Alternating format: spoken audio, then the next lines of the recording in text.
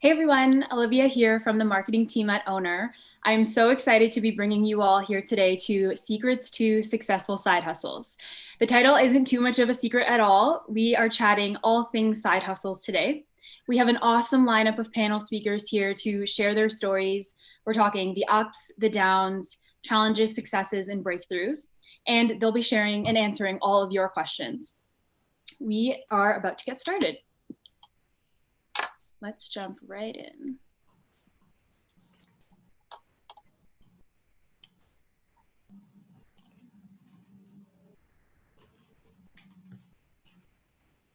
All right, so a quick overview on Ownr for you all. Ownr is a business registration and incorporation platform. We operate online. As of this year, we've registered over 20,000 businesses in Canada and operate in Ontario, Alberta, and BC. Aside from the business registration and incorporation process, we also offer brand and logo design, as well as an extensive range of partner offers, including business banking, phone plans, and more. Everything really to help you all in your entrepreneurial journey from start to finish and in every area of your business.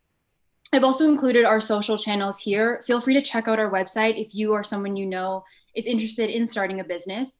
Our website is www.ownr.co, and our social channels are listed here.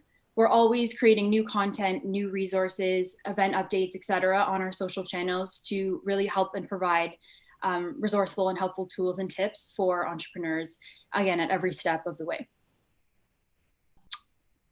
One other thing to add before I get into the agenda, we will have a survey link posted into our YouTube live chat. Please, if you can, take 2 minutes afterwards, after the webinar. We always look for feedback and ways to improve our events for you and to create helpful and resourceful content for entrepreneurs on their journey. So today's agenda, we'll get into some introductions. I'll introduce you to, again, our awesome lineup of panel speakers, and then we'll hear their stories, where they started, how they've gotten to where they are, and everything in between, and then Q&A. This is one of the extensive responses we've gotten in terms of questions from attendees, and we are so excited and looking forward to answering all of them. Now, if we don't get to answer your question or you have any further questions after the webinar, please feel free to reach out. We'll be sending a follow-up email with the webinar speakers' contact info as well as Ownr. So feel free to reach out that way if you have any further questions. All right, let's jump in. Giuliano, do you want to kick us off? For sure. Hi, everyone. My name is Giuliano Caracciolo. I am the co-founder of Colossal Cookie Co. For those of you who don't know Colossal Cookie Co., we are a gifting and self-rewards company that handcrafts cookies directly to consumer all across Canada. I'm glad to be here and looking forward to answering some of your questions.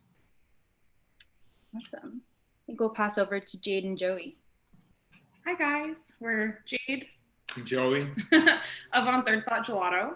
So Third Thought Gelato is allergen conscious and vegan friendly gelato that we make here in Toronto ourselves. We use the highest quality of Italian and local ingredients, and we serve our gelato for events and of any scale, really, large, small, weddings, corporate, all throughout the GTA.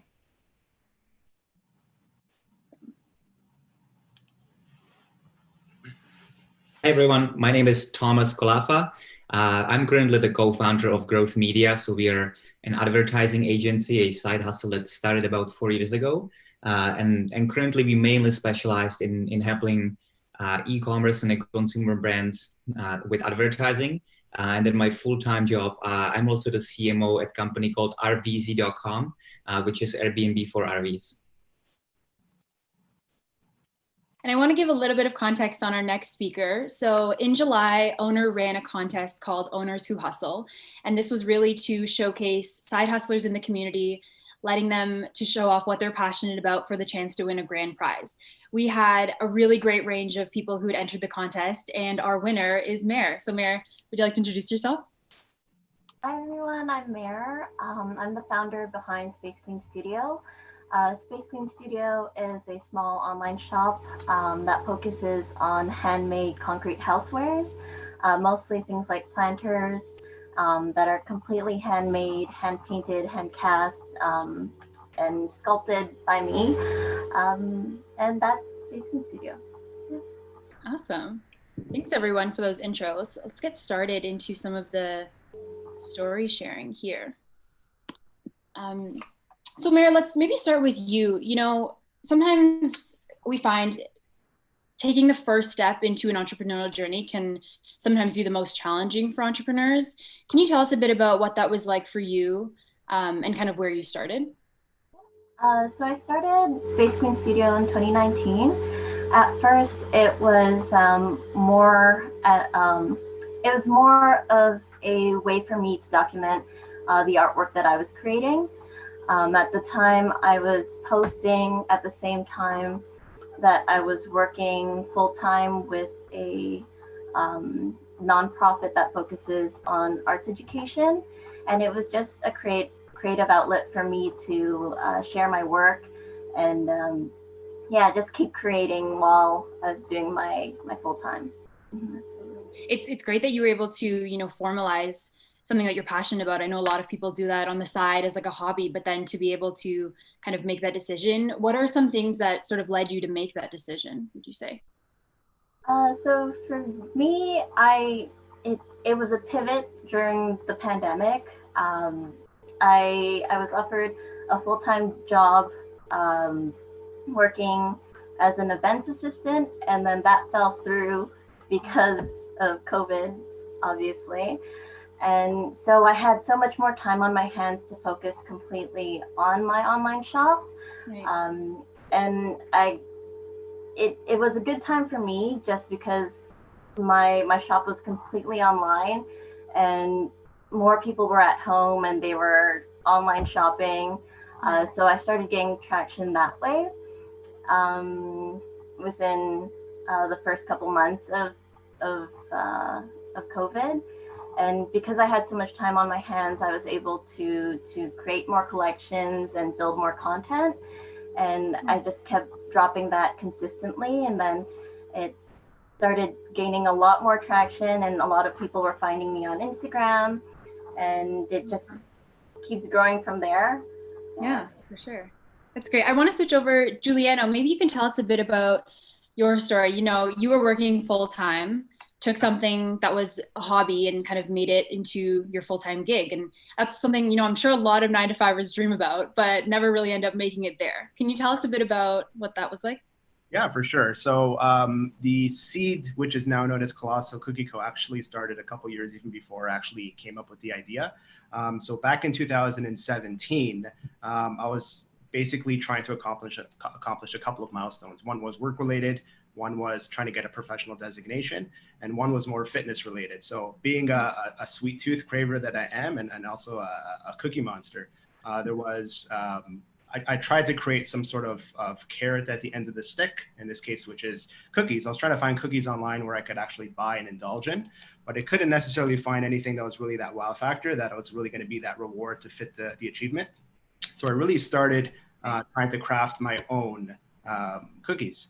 And I was actually making these on a week-to-week basis, and I wasn't necessarily trying them. I was having my friends and family try them, and they really loved them. And it became they basically came up to me and they said, "Hey, you should actually sell these cookies." And me being the person that I am, actually created an Instagram page and kind of really dove into it right away. Really doing that with working with RBC, one of the biggest banks in Canada. Having that side hustle really kind of helped me with my creative flair on top of what I was already doing. Obviously, RBC is a great company to work for, but really being able to manage my workload was a challenge early on because we did get quite heavy traffic right away. But yeah, it's really being able to manage your time and just take that first period trying to figure out what your target market is, what your target customer is, and really trying to fine tune that before actually moving on. So that was kind of my first focus before actually moving full time. Absolutely. And what would you say, so like your first sort of steps, you know, you created your social media, maybe did some marketing. Was there anything like specific that you really focused on that you wanted to, you either grow with or get people to find out about Colossal? What was kind of your main focus then? Yeah, that's a great question. So early on, to me, it was all about branding. There's like, I don't know if you know, but if you look in Instagram, there's a lot of food companies, especially specifically direct-to-consumer food companies, especially sweets and whatnot. So the first step we took as a company is how are we going to differentiate ourselves from all these other companies? So we can make the best product, which is what a lot of people focus on. And we think we have a really good product. But what we really dove into is how do we separate ourselves? And we really focused in on creating this luxury premium product and really made that the target for all of our marketing, our communication to our customers, etc. And that really started to separate us from the pack. Nice. I'll say something that we talk about oftentimes with entrepreneurship is inspiration. Where would you say, your inspiration comes from when starting out? Great question. So I was actually looking at a lot of other companies, to be honest. Like, for example, Sugarfina was a big one for us that really had their packaging down pat. So we looked at other companies that not necessarily created the same things we did, but really had their brand and their messaging aligned with their customer and just overall consistency across the board. So we kind of leveraged all those pieces into our brand. Absolutely. Jade and Joey, I'll switch over to you. Say on the topic of inspiration, it really is something we talk about a lot at Ownr because, it's something that can take someone from having an idea in the back of their head to seeing their business dream come to life. Tell us a bit about the inspiration behind On Third Thought and how you guys started out there. Yeah, so it was definitely a marriage of two ideas. So Joey came to me with the gelato concept. And I myself am vegan, and we both have people in our life that we care about who are anaphylactic to various different things. So when he came to me with the idea of the gelato, we thought to ourselves, how good would this be if we made a treat that you could have no second thoughts about? So that's where On Third Thought came from. So yeah, that was the motivation for us. As a vegan and a non-vegan, it can be hard to go out and find something like a treat that's like decadent that actually tastes really good. So our mission was to create that product.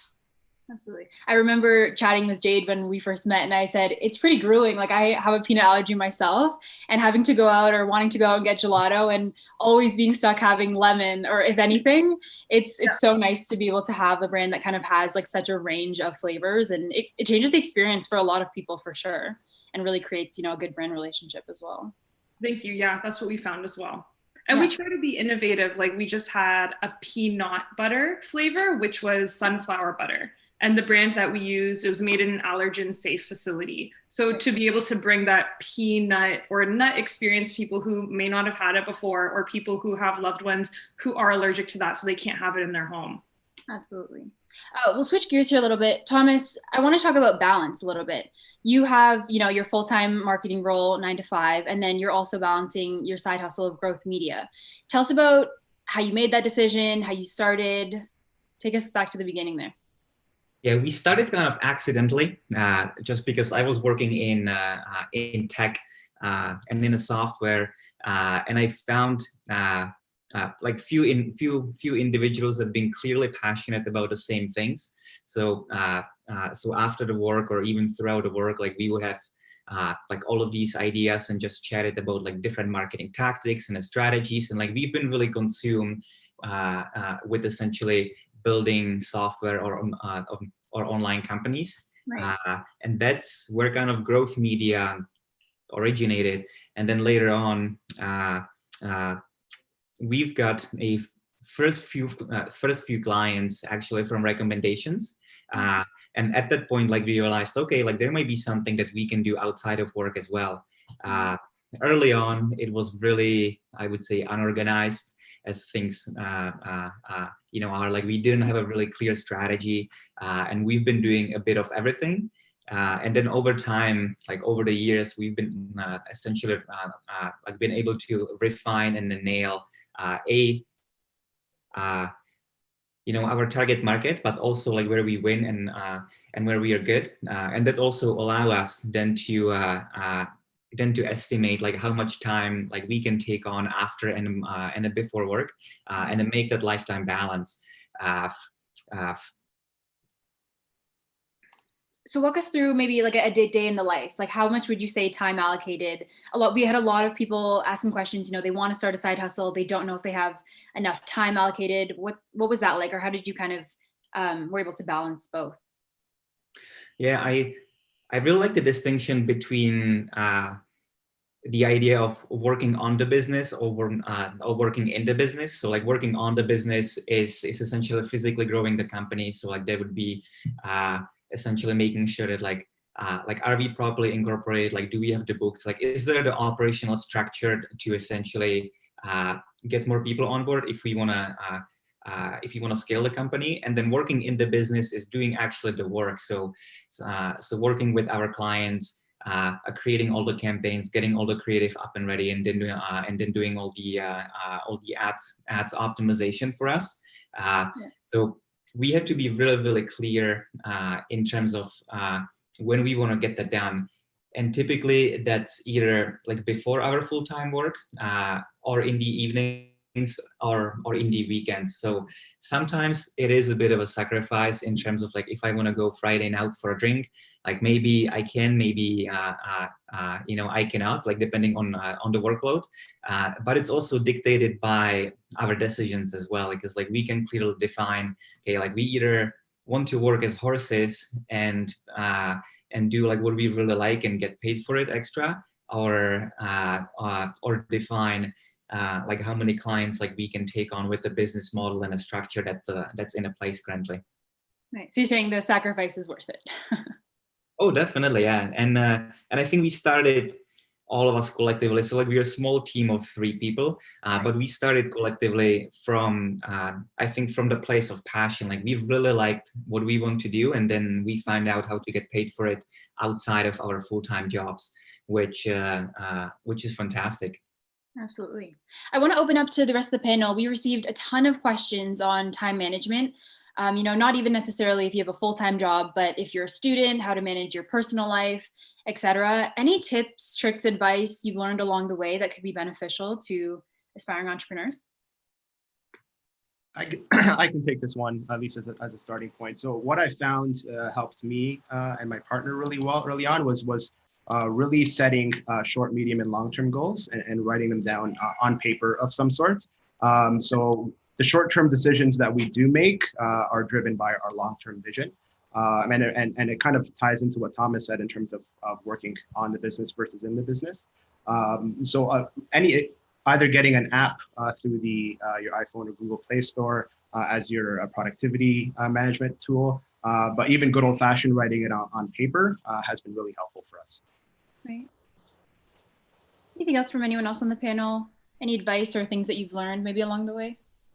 Yeah, I would say for us, scheduling is key. So free time is time that needs to be scheduled, and it gives you something to look forward to no matter what it is. So if the same thing, you have your long-term goals, your short-term goals, schedule those in for however many weeks it's going to take you. Schedule in your free time to be with your friends. Schedule in the time that you're going to sit for hours and grind it out. But when you can like take a look at your calendar and see everything scheduled out, it makes any task that you have manageable, including, your spare time seeing people that you care about, because that's extremely important as well. Absolutely. And I would just say one more thing as well is to touch on the short-term and long-term goals would be like, you don't have to be where you envision yourself today. So make sure that you're being realistic with your goals. And if you're not reaching that long-term goal just yet, you're taking the steps that you need to right now to get there. Absolutely. Do you have any favorite tools or tips? I know people often use like the calendar app, but they're always looking for new and cool apps to kind of schedule themselves and keep track. Any cool ones that you've tried or would recommend? Or you just stick with the calendar app? We like survive off the calendar app because it syncs both of our phones. So we know when one person's adds something, like that's how we live day to day. Got it. That's awesome. We're going to switch then topics a little bit, talking about marketing. So Giuliano, maybe I'll start with you. We got a ton of questions about best marketing tools, techniques, etc. You've seen really great growth over the past few years. Any techniques that you'd like to share that have really brought you success since starting out? Sure. Yeah. So outside of identifying what your target market is, one tool I found was really helpful is really getting your your consistency in terms of your tone down pat. So do things like really early on, try, especially your early customers that have purchased from you, really get an understanding of why they purchased, who they were, what was the deciding factor for making that purchase, and what other companies they were thinking of purchasing prior to you. So that gives you kind of an early kind of identifier of your criteria of your customer, and then really focusing in on that and trying to get as much information on them as possible. Because not only is it going to help you as a business, it's really going to help you give the correct product to your customer. And even things like transitioning to channels outside of social. I know social is really popular and it's been huge for us, particularly Instagram. What we're focusing on now is trying to own more of that relationship, and we're using, surprisingly, email has been really effective for us. So really building segmentation there. And in terms of tools, a great tool from an email marketing perspective is a tool called Klaviyo. So they really help with segmentation in terms of giving the right message to the right customer at the right time. And we found that really helped us grow as we were just relating to the customer really well. Awesome. Thomas, I'd love if you chime in here. You know, digital marketing is, of course, your business. And we received quite a few questions about, you know, where to begin with marketing in terms of techniques that aren't too costly when first starting out, and the best ones that you've seen or used for growth. Any thoughts there? Yeah, absolutely. It really depends on the business and the business model. Like, it really depends if you're a consumer-facing brand or business-facing brand. And then from there, I think it can be distilled into also different stages. Like, typically we see starting companies trying a bit of everything. So maybe they have a presence on social media, like maybe they leverage email marketing, maybe they do a lot of outbound sales, or try to build either affiliate or partnerships. And from there, like, one thing that I would add, what's really important, I think, from a business model perspective, is to really understand metrics and the measurements. Because even with companies that do a lot of sales offline and not necessarily online, I think there are a few key metrics, like, for example, like of knowing, like, what's your customer acquisition cost, like what's the payback period on that cost, like that's essentially invested into the business. And then, you know, growing into some of the later stages, like what's the lifetime value of the customer? If some of these questions can be answered, like, that can really, I think, help marketing initiatives, because different channels, different methods will have different returns. And then depending on the business goals and ambitions, then you know, some of them can be doubled down on, some of them can be you know, excluded, so the business can grow and just reach their goals. Mary, I'd love to hear your thoughts here. You know, you're in the earlier stages for sure. When starting out, you know, any tips for people kind of, again, in the early stages as well, like aspiring entrepreneurs, where to start with marketing, or what you found to be successful for you? Well, what I found to be really successful for me was to be very consistent with my with the content that I was dropping onto my Instagram. A lot of it was engagement with my users, really kind of building that community, because my work is more, it's kind of like artisan. You work with like a lot of small artists, like designers, to kind of help you whittle down like where you want to be. And I find really building that community with other artists and uplifting other artists and, you know, sharing their work and having them share mine was really big for me. I think that's kind of how I was able to grow my engagement so quickly, because I had a small community that was very invested in my work, and I was really invested in theirs. So we just kept sharing, we kept commenting, we kept engaging with each other's work, and then that worked with the algorithm, and then found a lot of other people who were also interested. Right. So social media played a big part, like Instagram for sure. Mm-hmm. Jade and Joy, I want to pass over to you. You guys have a great social media. I personally love your branding, and how you guys are posting on social. Tell us about kind of the decision on how to brand, how you market, things like that. So we want the product to be clear at the forefront. And also we wanted to have a very unique brand. So like we said, the brand or messaging is like very clear, the same tone across all of our posts. It feels like you know us, it's us behind the Instagram. So you're interacting with us and we're just like on the same page every single time that we post. But vibrant content that I want to engage in is the content that we post. Thinking about like your consumer as well. So people now, since COVID, we've been doing a lot of pint deliveries. So people want to see the product. So actually interacting with the product, showing the different flavors in the pints, people can get like a tangible sense of the product that they're getting. Yeah, we just try to show extremely clearly who we are, and you can get a sense of who we are through our tone as well. Absolutely.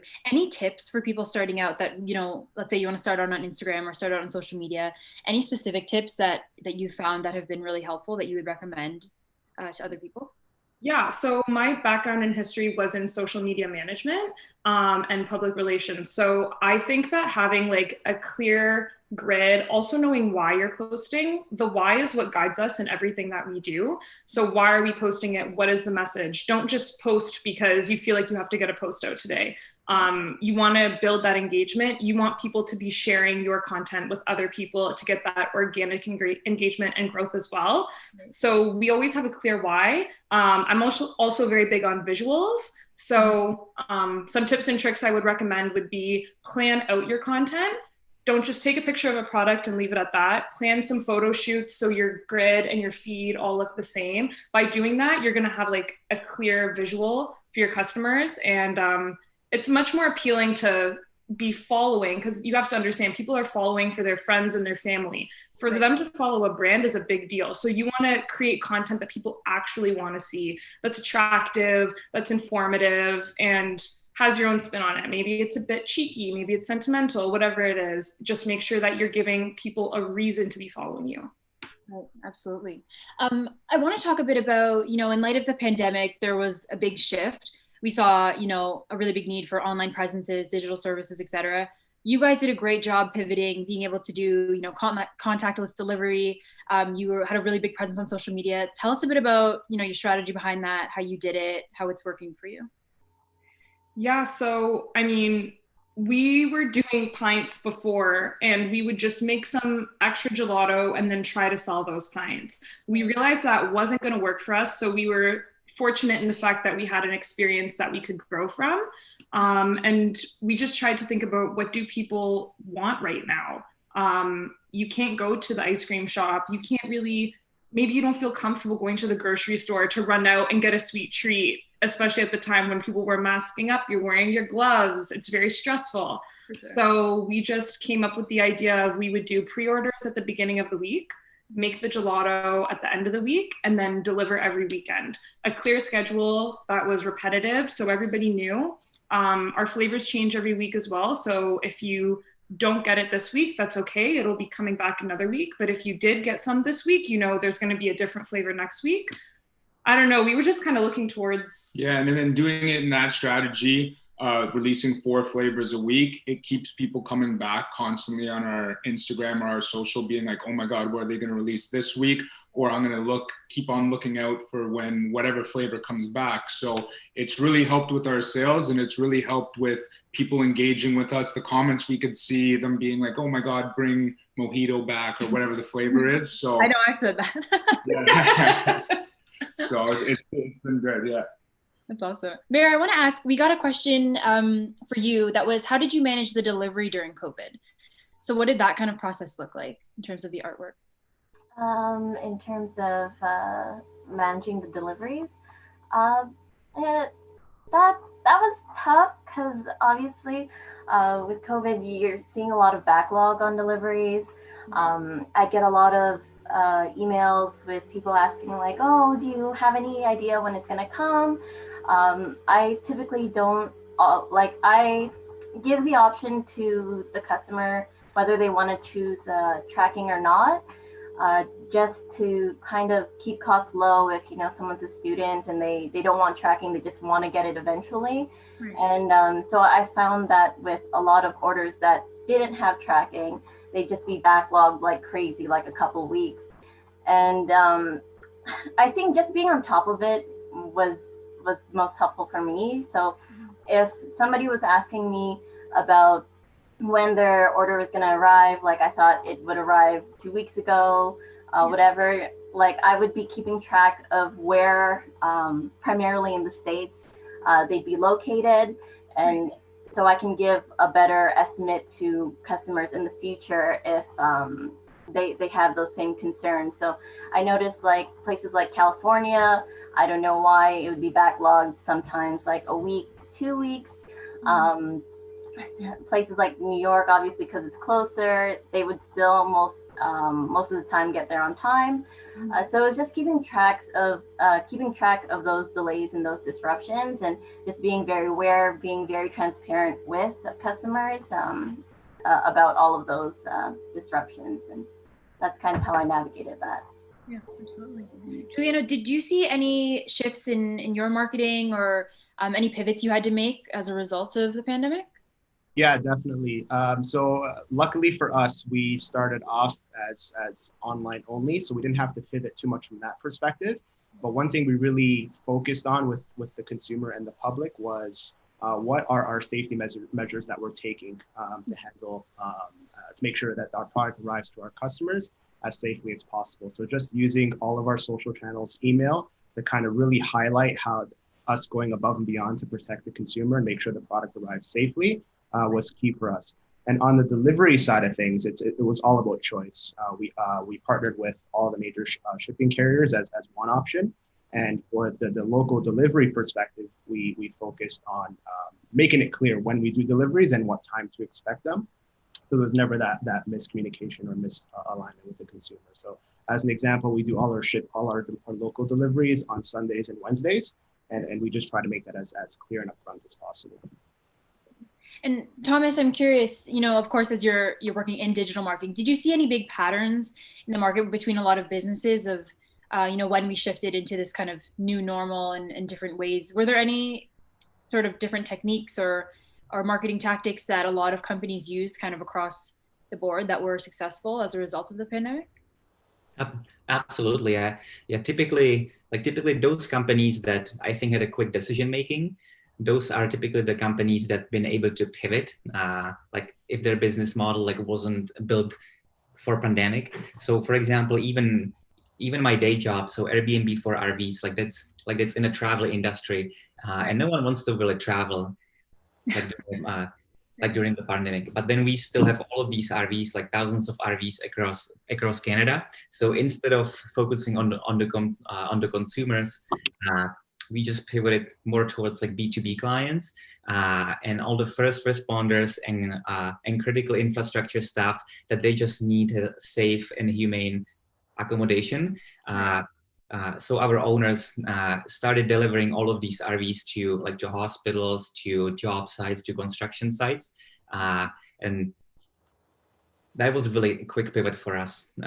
In terms of the agency, we just got an influx of work, especially from e-commerce. What's interesting, and this is accrediting words of the Shopify CEO, but we're at 2020, but the online behaviors almost accelerated to 2025 or 2030 as more consumers are much more comfortable with Amazon deliveries, good food boxes, or just the local pickups. So from that perspective, we've seen a surge, in terms of business referrals to service e-commerce brands and the contracts for digital advertising. Right. We received a question here. I'm curious to hear what your thoughts are. The question was looking for tips on how to start expanding. So what have you done to expand your initial customer base since starting? Yeah, and I think that's a good question. One thing that I would be always critical is if you're at the expansion point, I would verify that, because at least from a business perspective, if your expansion point is right now profitable, that's fantastic, because then you can expand your customer base. There's few ways to measure customer base. So the one way to measure it is to know your total addressable market of that customer base. And then depending what the business is, feel free to send me questions after as well. There are probably other markets or similar audiences that you can expand to. And if your business model is profitable, you can actually buy your way into these other markets with your business profitability, rather buying it with the debt or equity. So that will be my overall advice, but I cannot comment on the details because I would need to know more. Absolutely. We received a question for across the panel, and that was, what's your take on partnerships?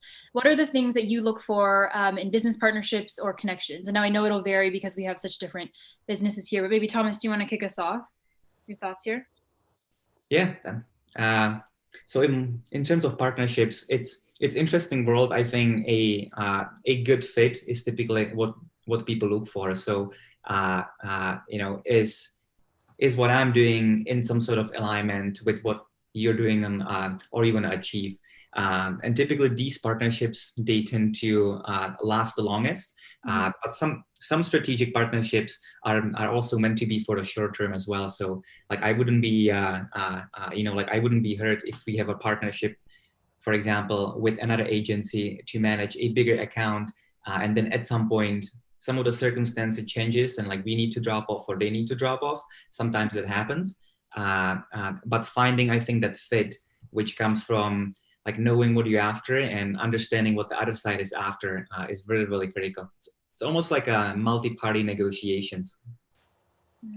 Juliana, what are your thoughts here? I know in the cookie dessert industry, it's a bit different, I guess, take on partnerships. What are your thoughts, or have you expanded? Do you have partners that you work with? Curious there. For sure. So it's really trying to find other companies or platforms that kind of share the same target market as you, but not necessarily competing with you. So we actually formed a couple of online partnerships with some platforms. One, for example, being Thoughtful, which is powered by Indigo, which is overall a gifting platform. Which it resonated really well with what we want to be in terms of a gifting company. It just offered an additional channel. So you really want to look for something that has that kind of aligns with your long-term direction and what your target goal is, and then trying to expand that way. I feel that really ties into growth, to multi-channels. Absolutely. We received a question here in terms of delivery methods. So I know you said you were based mostly online. Some people tend to find that Canada Post can be expensive, but is that something that you typically use or recommend, or do you have any other carriers that you think could be beneficial for aspiring entrepreneurs? Yeah, so one thing you'll really find is based off of where you're shipping, the cost is going to differ greatly. For example, we use FedEx for some provinces, we use Canada Post for some others.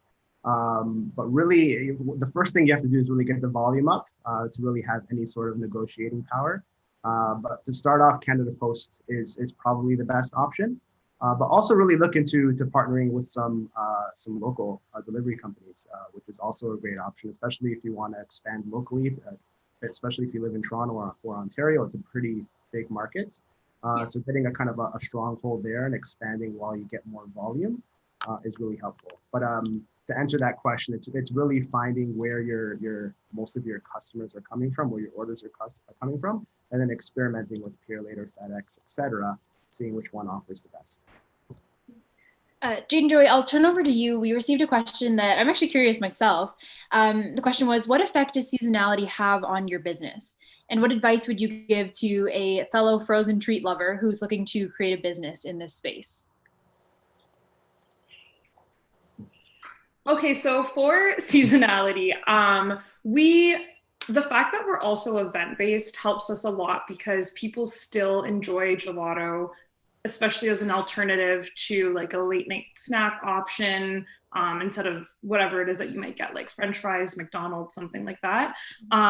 So we do pretty well in the winter because we've kind of made ourselves indisposable in that way.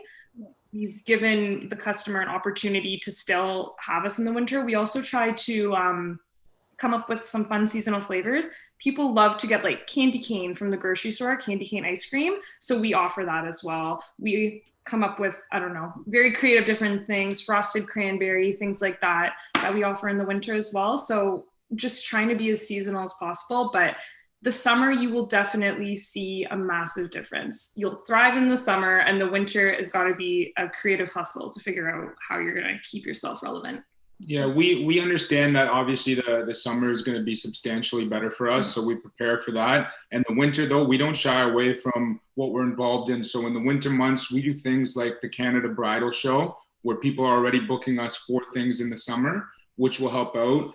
And then on top of that, like she said, the market for vegan and allergen-free treats is substantial. So we'll be in Christmas markets with these flavors, and we'll do well with it. And yeah, so when it comes to the seasonality, we do obviously have the huge shift in the summer, but we still remain relative in the winter through things like wedding shows, which will develop our business, and then these Christmas markets. Absolutely. Juliana, I'm curious for you. I know cookies are a bit different than ice cream, although I love both all year round. Does the seasonality have any effect for you guys? I know you brand yourselves as a gifting company, so I'm curious, around the holidays, is it busy or? Yeah, we're kind of the opposite of ice cream, I would say, in that case, where the summer's more the slower months for us. But yeah, you're absolutely correct. Being more focused on gifting, we have the luxury of having all the birthdays that come, all the anniversaries that come throughout the year. So it does help us stay steady.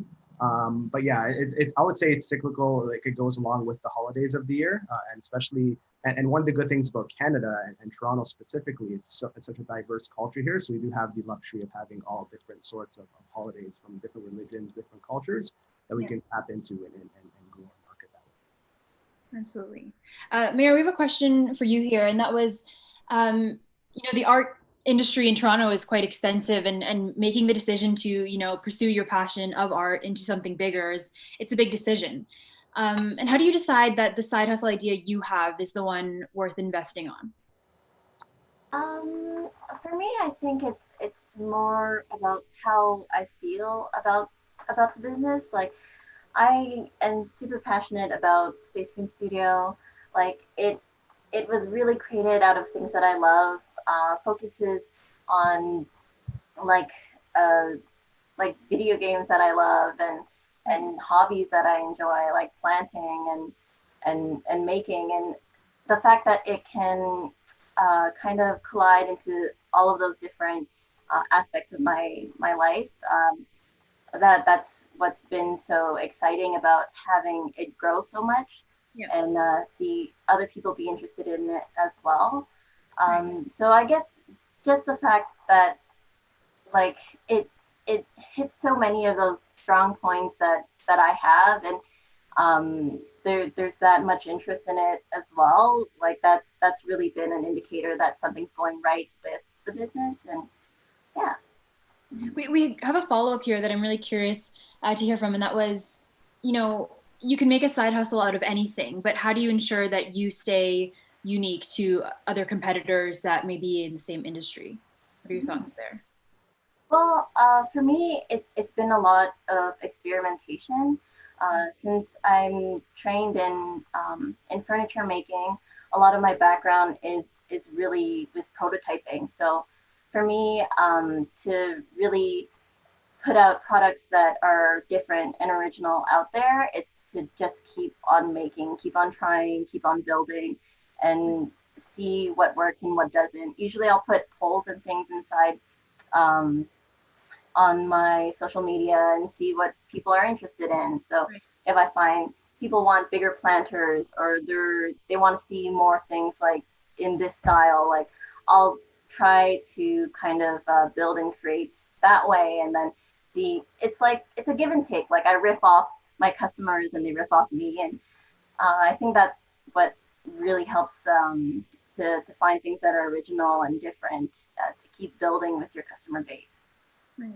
Juliana, I want to ask you this question because I know, obviously there are a lot of cookie companies, but yours are so great, and I'm just curious, what are kind of your thought process there in terms of, working against competitors in that space? For sure. Yeah, I think a lot of small businesses, the mistake they make is focusing on one element to get really good at it.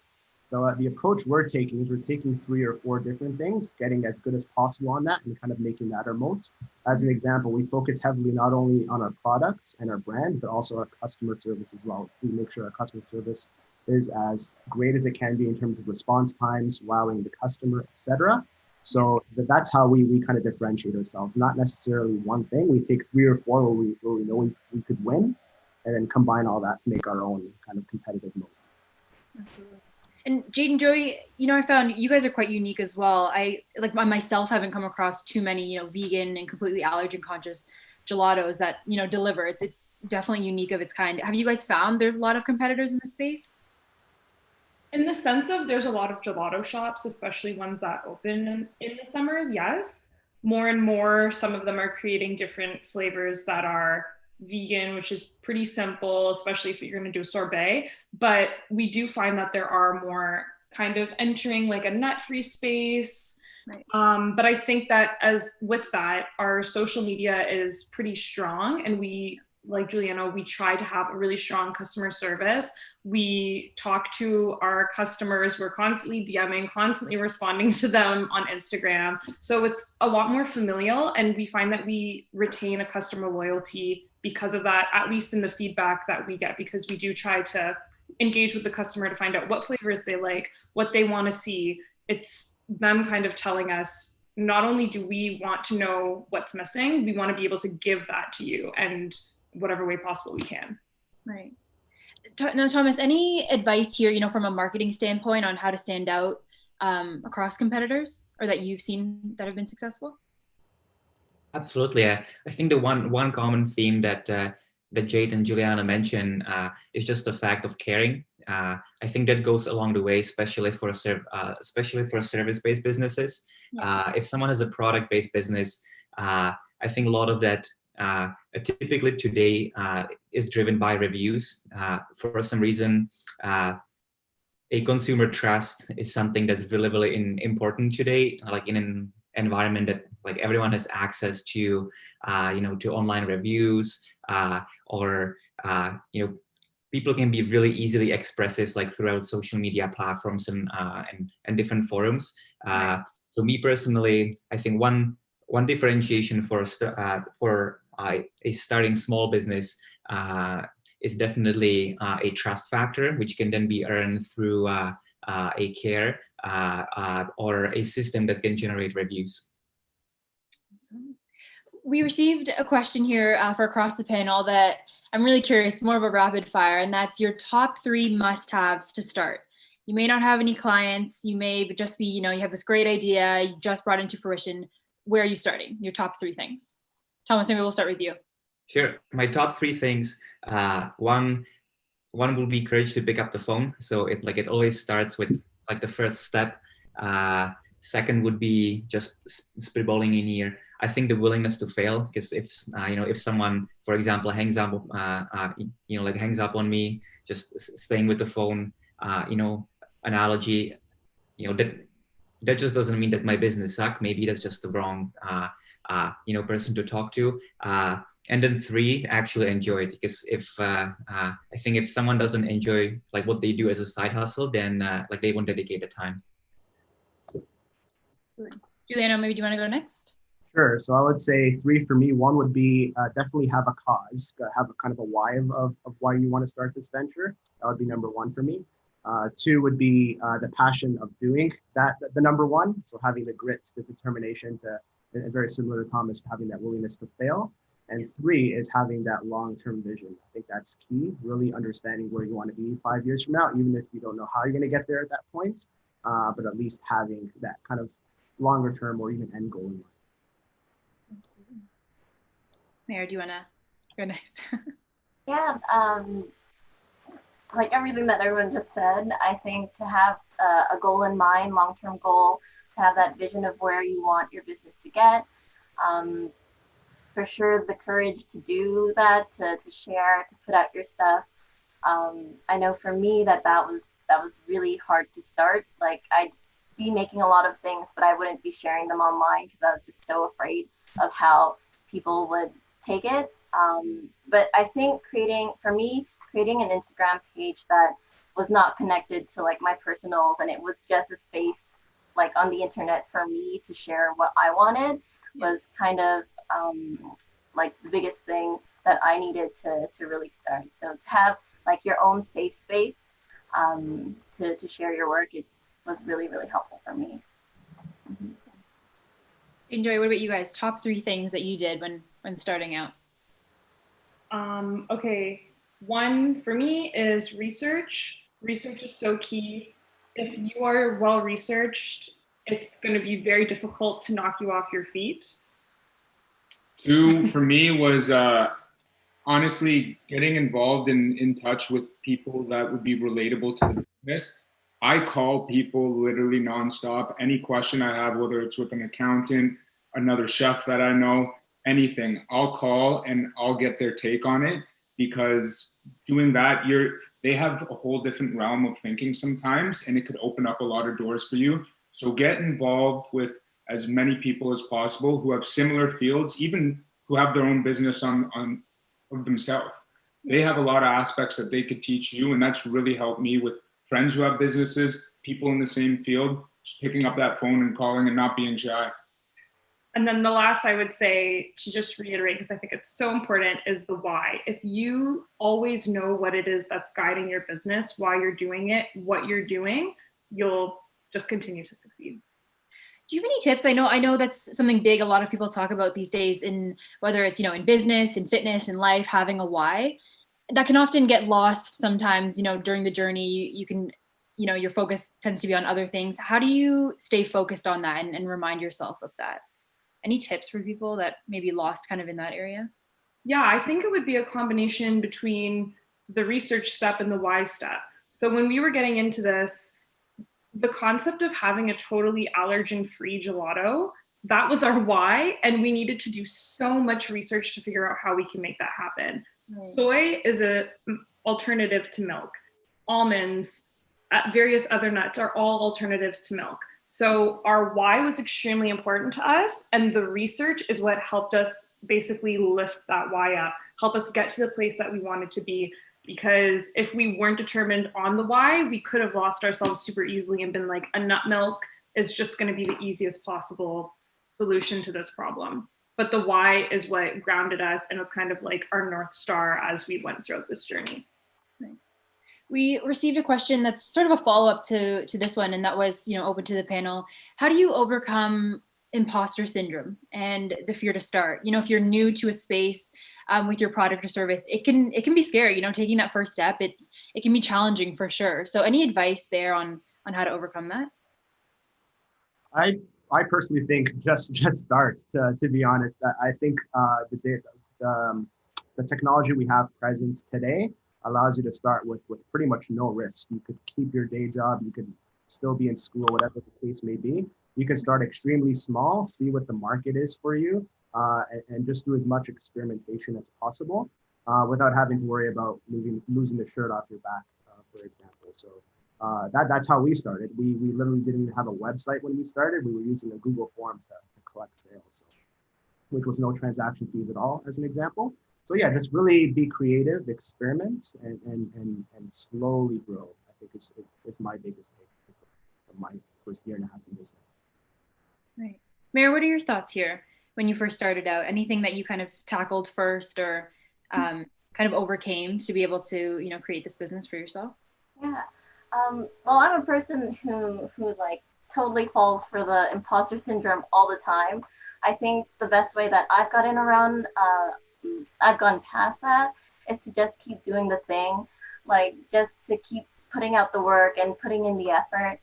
Because when you're doing it, it becomes something more, and then you're no longer like the imposter, you're no longer the fake, like you're actually doing it and it's the thing now, right? So yeah, just do the thing. Absolutely. We received a question that, it's unfortunate, but I think it's very much real in the entrepreneurship space. And that is, how do you keep pushing past, making your business dream come true when you don't necessarily receive support from your family or friends? I know a lot of people, have this vision and have this product or service that they believe in, but in the people in their close network may not necessarily think they can, make a living out of it, make money off of it. They don't share that same vision. Any advice for someone going through that on how to push past that? Yeah, I can chime in here. So yeah, I dealt with this early on when I started Colossal as well. It was hard to convince people that I could make a living off of selling cookies. So really building, and it doesn't even necessarily have to be people you know. You could join support groups through LinkedIn, for example, which really helped me connecting with groups focused on entrepreneurship, or even food businesses within the industry. Really helped me kind of get my idea across, verify that, hey, this could be something that I could grow. And it really helped me without having a validation from friends and family early on. But then once you show success, it does eventually start growing into something more tangible, which people start seeing and being more encouraged. So it kind of feeds off each other. Right. So Thomas, what are your thoughts here? I know you work with a couple other people at Growth Media. Have you ever experienced something like that, or any tips for anyone who's going through it currently?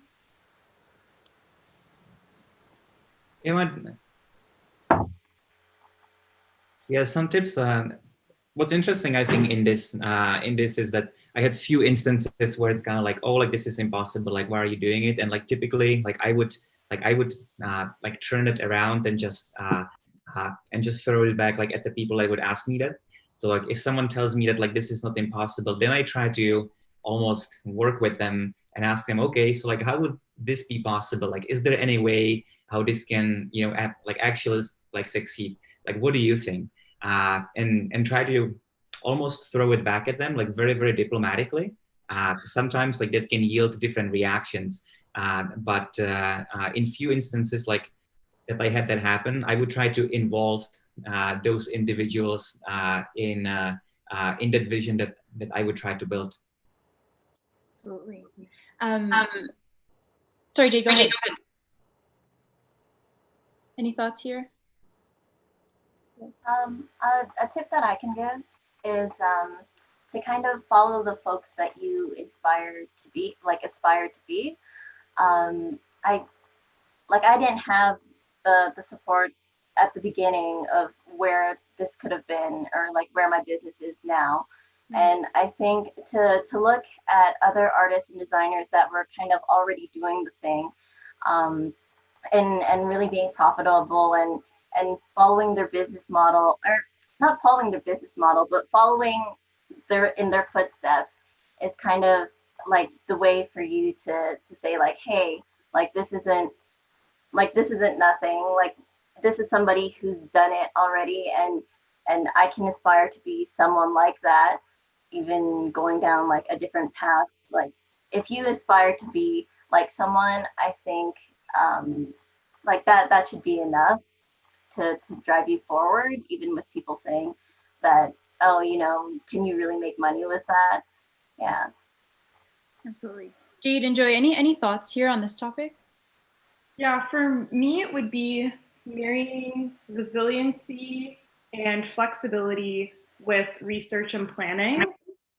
I feel my most confident, and I mean, luckily for us, we didn't have the experience. I mean, at least I don't believe that we did have the experience of people telling us that they didn't believe in us. So I'm very sorry if that's happening to you. But for us, it was more the self-doubt. For me, I was terrified to quit my job and to make this leap. So I had to just be extremely planned, come up with a plan for how we were going to make this business grow and how we were going to make it work, and get the research to bolster all of the plans that we made, married with resiliency and flexibility. Basically, when you're trying to prove a hypothesis, you're essentially trying to disprove it. So what are all the ways that we can disprove this? Once we landed on something that we thought could actually work, now let's make it work. If things go wrong, we just have to be flexible, we have to pivot, and we have to move forward. So I think it was more so for me overcoming my self-doubt. And then once you are able to have the confidence, it's because you're well-researched and well-prepared. Absolutely. We received an interesting question, and that was for across the panel. How long did it take you to break through in your field to get to where you could say you've achieved success with your business? What are your thoughts there? For us, it took probably I would say first 3 years, because the first 3 years, like we would take to like to learn the business and also define like where we want to essentially where we want to go and where we can win. And at that point, I think after the first 2-3 years, like we had a really good idea and also some validation of what this can be. And in last 1 or 2 years, so we've been operating almost 5 years currently. We've been essentially able to double down on in those areas and just further to essentially claim that business area. But it definitely took like good 2-3 years to learn all the ins and outs, like as the business was transitioning from like sole proprietorship to incorporation, building the network of having the support from like accounting, finance, partners, and then just also success in that industry. So we could take that and essentially sell our services to some other brands. Absolutely. Juliana, what are your thoughts here? Like, I know you've seen good success over the past few years. So how long would you say, it kind of took you to get to that point? Yeah, I think the key for us was really seeing the growth of our repeat customer rates. That kind of really cemented to us that, hey, people like our product and are willing to be loyal customers to us. That was one of the key elements that we kind of used and on that. And two, like you mentioned, is profitability. So just being able to break even really kind of set us for growth overall. So we were able to reinvest the additional profits into things such as packaging and customer service. And it kind of started to plant a seed in our minds that, hey, we can actually grow this to something bigger than just a 5%. We have a question here that I'm curious to hear from all of you. Maybe Mare, we'll start with you. You started just after being a student, and the question was, can you start at any age, and what is the best age to start? I'll just add that I know, working with Ownr, we see entrepreneurs of all ages, from students to mature entrepreneurs. There really isn't, in my opinion, a best age to start, but I'm curious from your guys' experience, if you have any thoughts on that. Yeah, I don't think that there is like a specific. I'll start with you. You started just after. Yeah, I don't think there's a specific age that you should start at or you should begin like your business. I think for me, things started ramping up after university, because obviously I had so much more time than when I was stuck doing a ton of assignments, projects, all of that. If you have the free time to do it, I think you should start. If you have that vision in mind and you have the time, then why not? Yeah, I think just having the time to do it is what you should aim for, not like within a certain age or a certain peak, like before you start. Mm-hmm. Any other thoughts across the board? Maybe Jade and Joey, in terms of kind of when is the best time to start? To me in particular, I honestly don't think there's a designated age where you should start. I understand Jade and I both went to university. I still work full-time right now outside of On Third Thought. But it's just about, once you have that plan starting in place and the research, it's got to be something that you also enjoy doing on what used to be your free time. It's something that you got to grasp and take and just go with it. So I wouldn't give an exact age in terms of when to start. I think you could really be successful at any age. Absolutely. We received one final question, I think, until we move to the live chat, if there are any other questions there. And that is, are any of you open to mentorship? You've seen good success with your businesses so far. Is that something that you would be open to for aspiring entrepreneurs? They had questions or want to receive some tips and advice past this webinar. Yeah, I would say personally myself, yeah, feel free to reach out to me. I'm very active in LinkedIn. So even if it's not a full-on mentorship, I do try to put out articles periodically. But yeah, definitely reach out to me, send me a direct message through LinkedIn, and I'll be more than happy. I would second that as well. I do currently provide some mentorships at organization called Invest Ottawa and also Innovation Gap now. So that's kind of two local institutions. But very similar to Giuliano, feel free to reach out to me on on LinkedIn. If I cannot help the best way I can, I probably know someone else who can. So happy to help.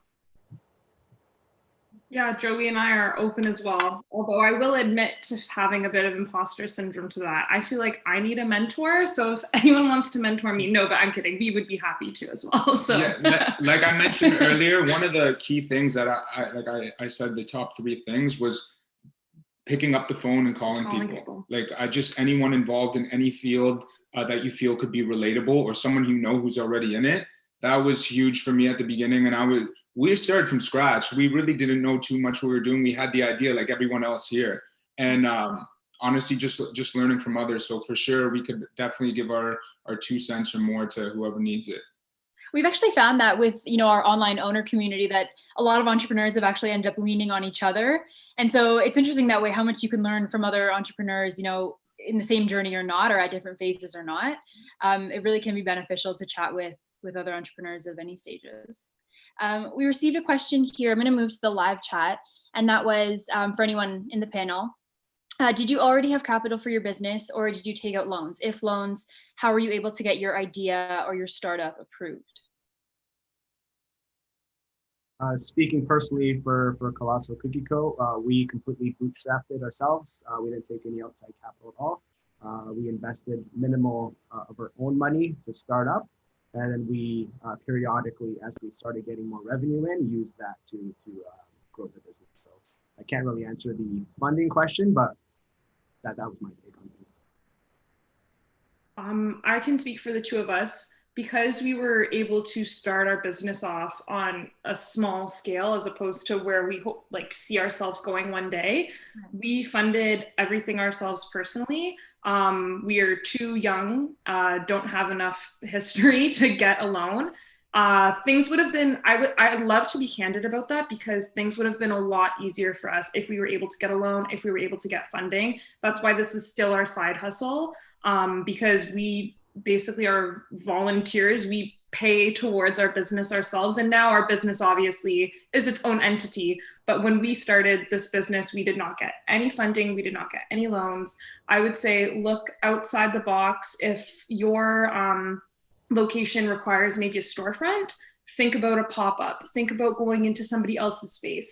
If you need a kitchen, kitchens are incredibly, ridiculously expensive. I don't know how you would do it. Kitchen expensive in and of itself is like hundreds of thousands of dollars. Look towards a commissary kitchen, so a shared space that you can rent hourly. That's where my research kind of comes back in, because we had this idea and then we had to do the research to figure out where we could fit ourselves in. So yeah, finances is really hard. And if you can't get loans, don't be discouraged. Try to now find your obstacle and figure out what resources exist for you to get around that obstacle. Thomas, I'm curious about your thoughts here. Any advice you'd have for people kind of looking to, start out, maybe take a loan or get their idea kind of brought to life? Yeah, ideally, if new businesses can start with their capital, it's typically less risky. If they don't have a capital and there are capital requirements, maybe there's some hacky ways of just validating their business model, because if there's a business model validation, like chances are that there are networks that will provide some of the early capital, or as Jade mentioned, like for example, if someone's looking for the office space, maybe to some point they can do it from home, or there are co-working options. Plus, with the access of information, some of these decisions are just a research away typically. And these kind of researches can solve some of these initial barriers to entry. Absolutely. I'm just going to have a look at the live chat. I think that we've gotten through all of the questions here. Maybe I'll give another few seconds to see if any others come through. As we are sort of moving towards closing out, any final words or advice, tips, anything that you'd kind of like to leave with for our audience here today? Thomas, maybe do you want to start us off? Sure. Yeah, I have one from personal experience. So business is a lot of fun, but what I would do a little bit differently, I would pay more attention to profitability.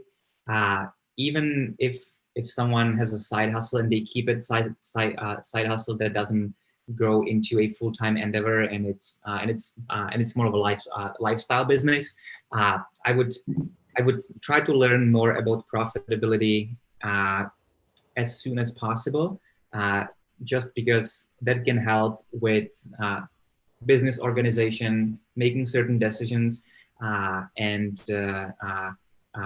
just growing the business to whatever size is desirable. Absolutely. Juliana, maybe you wanna, or whoever's.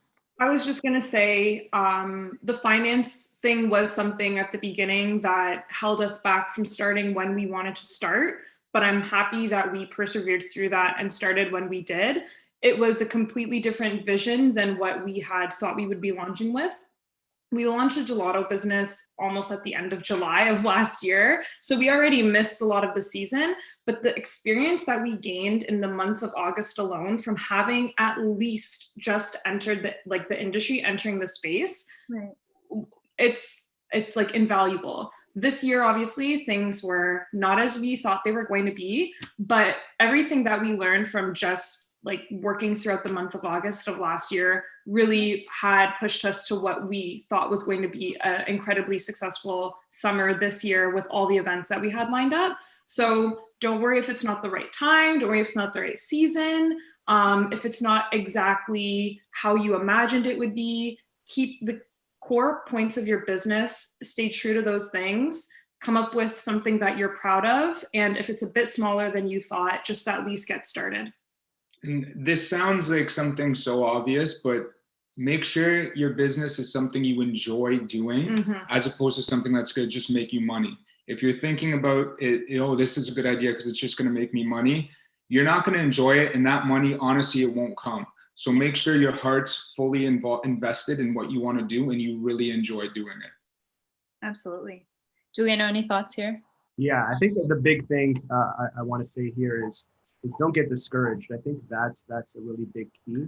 You're definitely going to have ups and you're definitely going to have downs throughout your journey of entrepreneurship. And you're probably going to have more downs than you'd expect early on. But if you do have a customer base, if you have at least a little bit of traction, don't lose sight of that fact that there is a market for you. Because there's going to be areas where you're not getting much sales or even much feedback. So just keep with it. Be tenacious in your journey. The success will come. Absolutely. Mary, maybe we'll close out with you. I think one of the biggest tips that I can give is to make yourself open to opportunities. Like really send out those applications. Try put out those applications for contests, for bursaries, for any additional help that you think that you need. If there are mentorship opportunities, go for it. To really just open yourself up to those things is the best way for them to come down to you, right? So yeah, be very open to all of those. Awesome. Well, listen, I think we're just about time, and I think we've gotten through all the live chat questions. So I want to give a huge thank you to our panel here today for being here, for sharing an overhaul of advice, tips, and tricks. It's really been great. I also want to thank the Ownr team behind the scenes who've been able to put this possible and make events like this possible.